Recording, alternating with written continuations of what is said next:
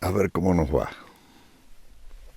Sapo de otro pozo presenta Los cuentos de mi viejo.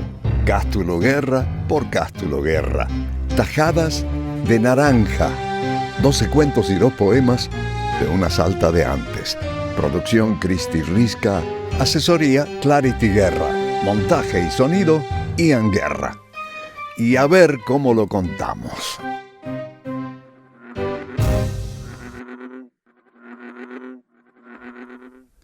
Amable libro escucha, gracias por tu tiempo y gracias por concederme oídos a estos relatos que, como dijo alguien, son más bien de una salta de antes. ¿Por qué estas veladas de trasnoche que ahora intento? Bueno, aprovechando que estoy vivo, sin espíritus que me ayuden ni arte para encantar, como dice Próspero, decidí responder a ese llamado extraño de las 3 de la mañana. Ese flechazo que lo saca uno de las catacumbas del alma, que no es sino una lucecita, una chispita que irrumpe en nuestro sueño, pero que tiene la fuerza de no dejarte dormir hasta que la escuches. Era a principios de la pandemia, y sin saber cómo a las 3 de la mañana me encontré leyendo y revisando unos papeles viejos amarillentos de cuentos sin publicar que había dejado mi viejo. Nunca me gustaron las cosas inconclusas. Y tras mucho leer y corregir, yo en Los Ángeles, mi hermana Mónica en Cerrillos, en las afueras de Salta, el libro Tajadas de naranja por fin vio la luz en Salta en diciembre de 2020. No lo pudimos presentar ni distribuir. Y bueno, yo pensé que ya había cumplido con el sueño de mi padre, pero parece que ahí no termina la cosa. Y aquí estamos, una vez más, respondiendo a ese dichoso llamado de las 3 de la mañana. Esa salta de antes existió para mí hace unos 65, 70 años. Para el que no sabe, la provincia de Salta se ubica en el noroeste de la Argentina y parece como una herradura que abraza una gran porción de la provincia de Jujuy, su hermana. Colinda con Chile, al oeste Bolivia y Paraguay, al norte y la rodean las provincias de Formosa, El Chaco, Santiago del Estero, Tucumán y Catamarca. Estas provincias comparten una historia y cultura milenaria muy fuerte. La ciudad de Salta está al norte del fértil Valle del Lerma, que corre de norte a sur. Al este tiene cerros bajos, hay 2 ríos importantes entre muchos, el Mojotoro y el Arenales. Y hacia el poniente la ciudad está flanqueada por la imponente cordillera de los Andes. Al igual que sus provincias hermanas, Salta no es solo un lugar geográfico, sino más bien un estado interior, un estado de ánimo, con raíces tan poderosas que no te sueltan más. Ese es mi caso. Mi ADN dice que tengo 15% del llamado grupo andino. ¿Vendrá de ahí esto que intento? Salí del hogar paterno y de la tierra del gran gaucho revolucionario don Martín Miguel de Güemes hacia la ciudad de Tucumán a formarme a los 17 años, 1963, y Tucumán me adoptó. Y ahora mismo, a más de medio siglo de haber salido de Tucumán y de la Argentina en 1971, esas raíces a modo de catedral erigida en el corazón siguen fuertes y alimentan casi todos los caminos que tomo. Vaya uno a saber, che. Esa Salta que no se te va nunca está casi totalmente rodeada de cerros y montañas, y el único acceso oficial al Valle del Lerma era el portezuelo, un tajo entre los cerros que de repente te ofrecía en bandeja este apacible valle, física y mentalmente aislado del resto del mundo. La ciudad de Salta se parecía en mi niñez a una aldea protegida que se conectaba al resto del país por carretera o por un tren que tardaba largas horas en llegar a Buenos Aires, la capital. Había tren de segunda, que eran asientos de barrotes duros que se te marcaban. Había unos pocos vuelos por avión, pero que yo sepa, pocos gozaban de ese lujo, ¿no? No había televisión, solo 2 radios, 2 y a veces 3 diarios. La lectura era vital.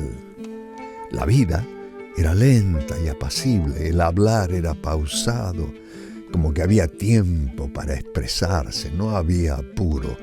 Tenías tiempo para estar. A los 6 años, yo me iba solito a lo de mi abuela, que vivía a 3 cuadras de casa. Todos me conocían y todos me saludaban, todos me cuidaban. Mi progenitor y tocayo, don Cástulo Guerra, nacido en el pueblo de General Güemes en 1915, era hijo de un ferroviario militante radicalista, don Andrónico Guerra. Y ahí se crió mi padre junto a sus trenes en el viejo barrio de la estación de Salta. Esa era una alcurnia de calle y de pobreza.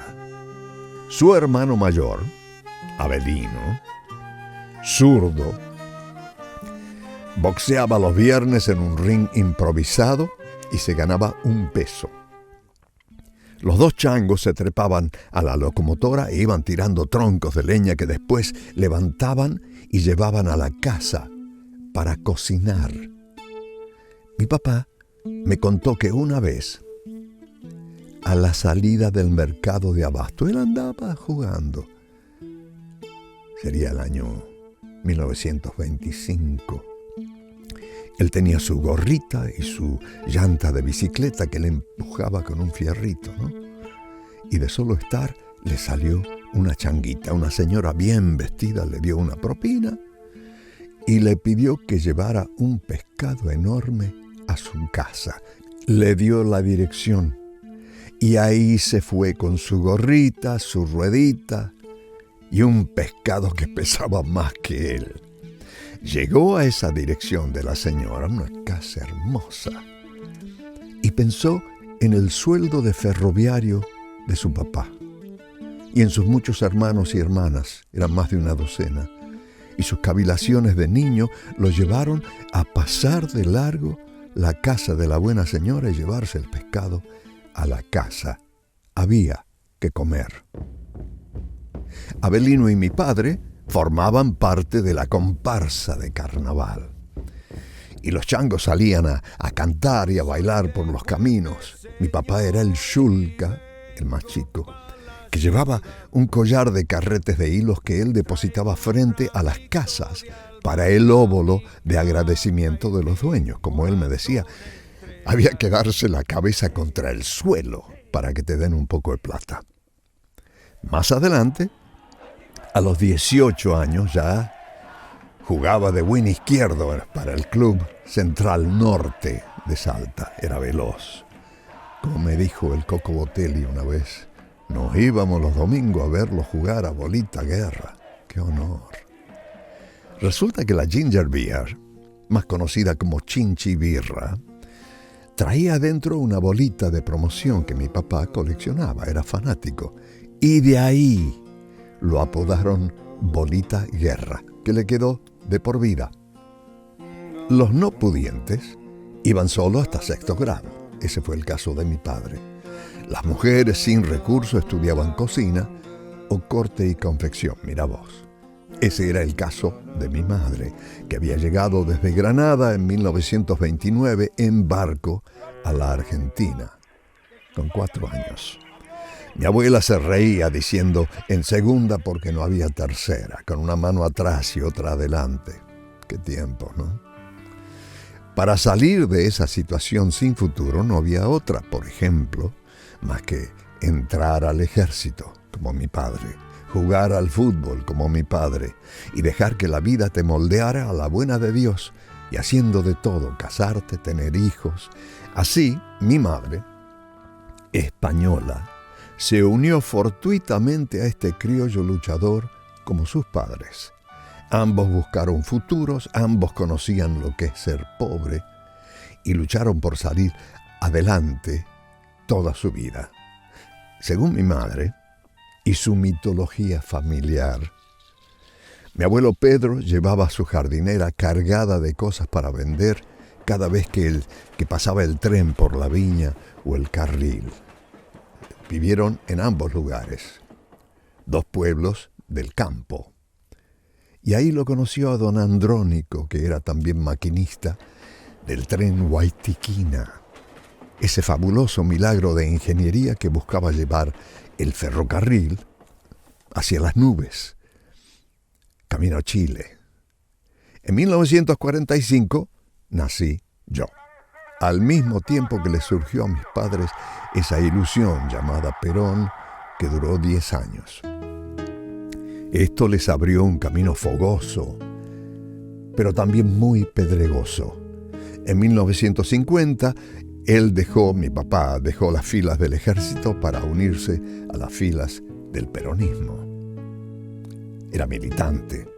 Mi padre fue jefe de policía en Salta en 1952, año de la muerte de Eva Perón. En 1955 estábamos en Tucumán porque mi padre era secretario de la Intervención junto a Manzione, hermano del gran poeta Homero Mansi de Añatuya.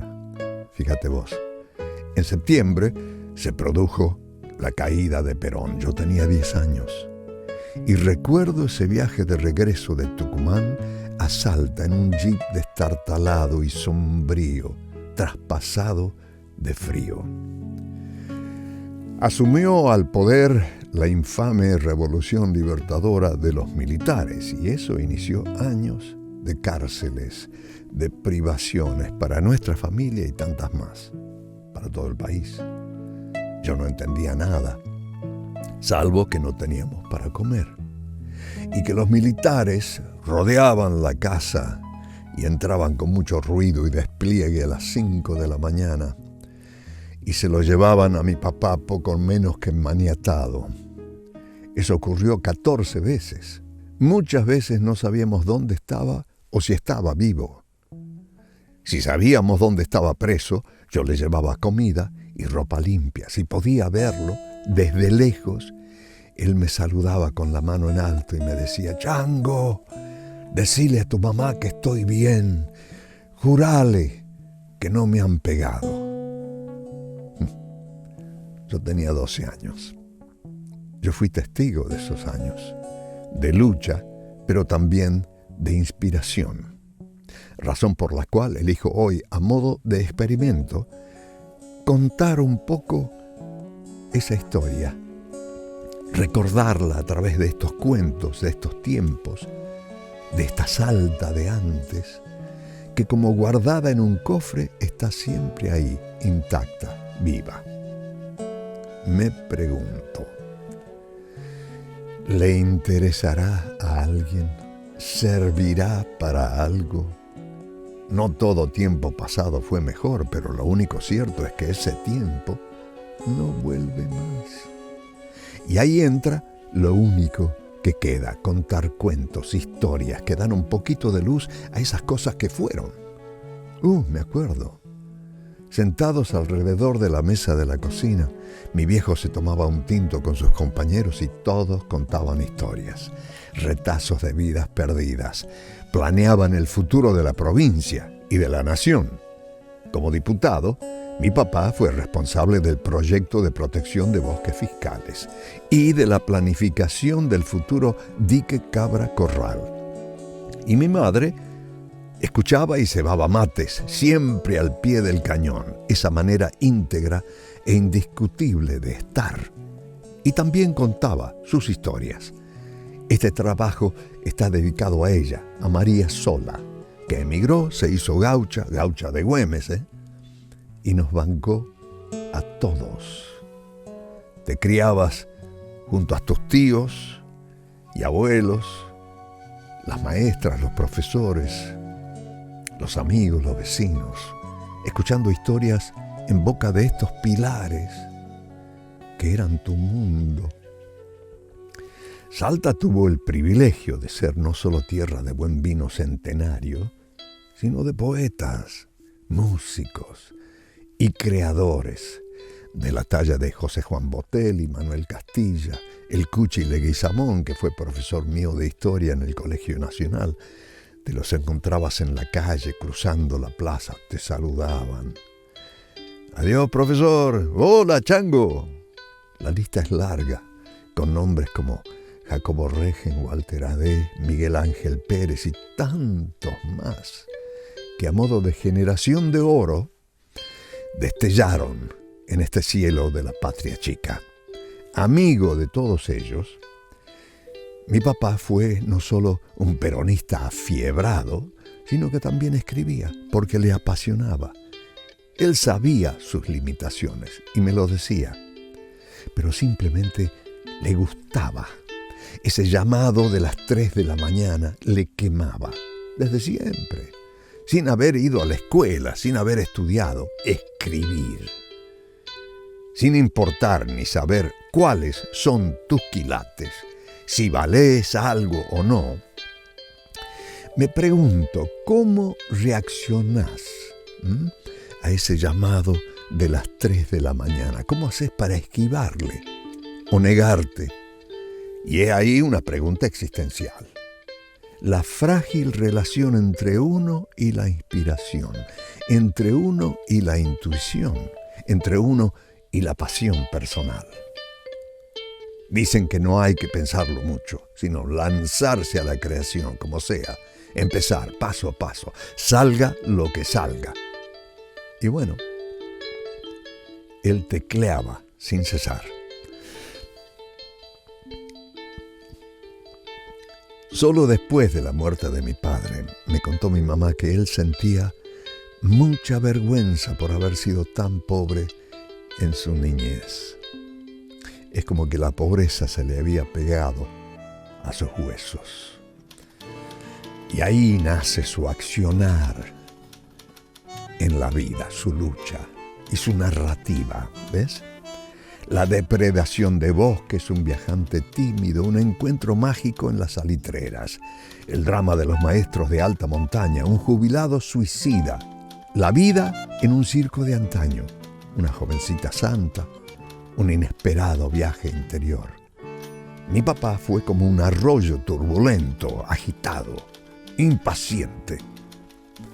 Y sin embargo, ese arroyo turbulento soñaba a través de sus escritos con ser un apacible ojo de manantial.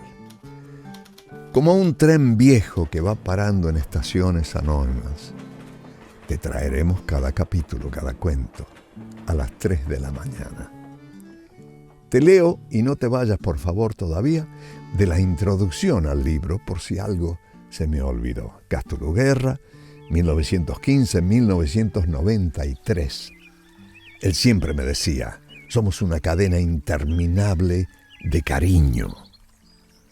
Salteño de alma, argentino apasionado, tuvo un variado quehacer en la vida pública de su provincia. Futbolista, militar, peronista, jefe de policía, diputado, coordinador de municipalidades, director de deportes. Un hacedor y autodidacta sin restricciones. Pero por sobre todo, fue escritor nato, febril, incansable. Sentado a su vieja y pesada Royal, su vida se vio impregnada por sus momentos predilectos, aquellos dedicados a su escritura literaria, tecleando sin dormir. Se lo escuchaba repetir en voz alta pasajes de sus cuentos y describir paisajes de su imaginación, mientras visualizaba sus personajes como si fueran su familia. Con la palabra, la tinta y el papel, la creatividad manifiesta estuvo siempre en su accionar. Tajadas de naranja fue su postrera creación, aunque inconclusa. Luego de la publicación de Amor a lo Sencillo, 1965, y de Los Ojos del Tiempo, 1985, la revisión de este manojo de historias simples, cristalinas, sin pretensión, fueron su último sueño. Como brisas de una salta de antes cuyo corazón y valores el autor cuidaba celosamente, se presentan estos relatos literarios en forma de anhelo cumplido. Esta es una antigua deuda, la de publicar y ahora contar sus 12 cuentos y 2 poemas, Tajadas de Naranja. Hasta la próxima estación. Chao.